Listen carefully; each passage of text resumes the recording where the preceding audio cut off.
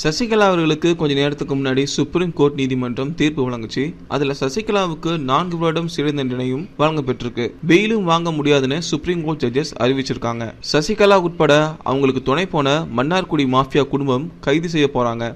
அவங்களுக்கும் 4 வருஷம் சிறை தண்டனை அறிவிச்சிருக்காங்க. உடனடியா சசிகலா மற்றும் அவரோட உறவினர்கள் பெங்களூர் ஜெயில சரணடைய சொல்லியிருக்காங்க நம்ம சுப்ரீம் கோர்ட். இதையடுத்து சசிகலா கூவத்தூர்ல இருக்கிற ரெசார்ட்டுக்கு போய் எம்எல்ஏக்களிடம் பேச்சுவார்த்தை நடத்திட்டு வராங்க. காவல்துறை தற்போது அந்த ரெசார்ட்குள்ள நுழைஞ்சி சசிகலா அவர்களை கைது செய்ய தயார் நிலையில இருக்காங்க.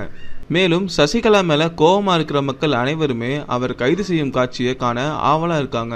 ரெசார்ட்ல எம்எல்ஏக்களை கடத்தி வச்சு டார்ச்சர் பண்ணதுக்கு கூடுதல் சிறை தண்டனை வழங்கப்படும்னு நீதிமன்ற வட்டாரங்கள்ல பேசிட்டு வராங்க. மேலும் ரெசார்ட்ல சிக்கியிருக்கும் எம்எல்ஏக்களை பத்திரமா மீட்க 5 பஸ்களை காவல்துறையினர் பயன்படுத்துறாங்க. சசிகலா அவர்கள் இனிமேல் அடுத்த 10 வருஷத்துக்கு எந்த பதவிக்கும் எலெக்ஷன்ல நிக்க முடியாது நிதர்சனமான உண்மைங்க. எனவே சசிகலா அவர்களோட முதலமைச்சர் கனவு வரும் கனவாவே போச்சு அப்படின்னே சொல்லலாம். விடுதலை அடைந்த எம்எல்ஏக்கள் இப்ப யாருக்கு சப்போர்ட் பண்ண போறாங்கன்னு தான் தெரியல. மேலும் சசிகலா ஏடிஎம்கே கட்சியோட பொதுச் செயலாளரா நீடிப்பாங்கன்னு சில எம்எல்ஏக்கள் தெரிவிச்சிருக்காங்க. மேலும் இந்த மாதிரி பல சுவாரஸ்யமான செய்திகளை உடனுக்குடன் தெரிஞ்சுக்கணுமா?